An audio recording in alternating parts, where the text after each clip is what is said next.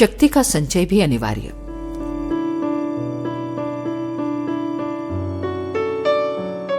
आपके जीवन में कोई दुख है तो समझिए कि आपके साथ कोई निर्बलता अवश्य बंधी हुई है।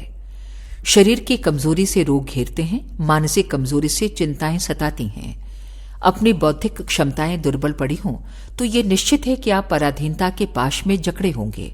अपनी उन्नति के लिए किसी और की गांठ टटोल रहे होंगे।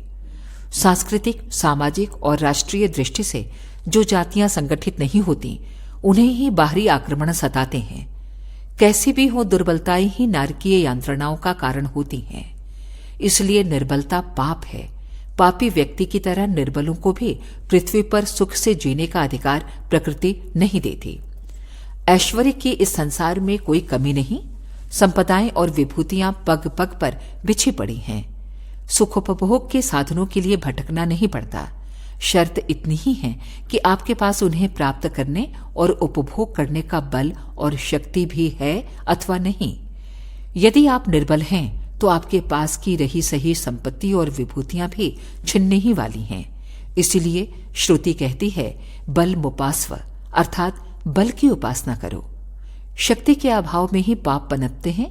इसलिए यदि आप शक्तिशाली नहीं हैं तो कितना ही ईश्वर भक्त क्यों ना हो, पाप की वृद्धि के आप भी भागीदार हैं।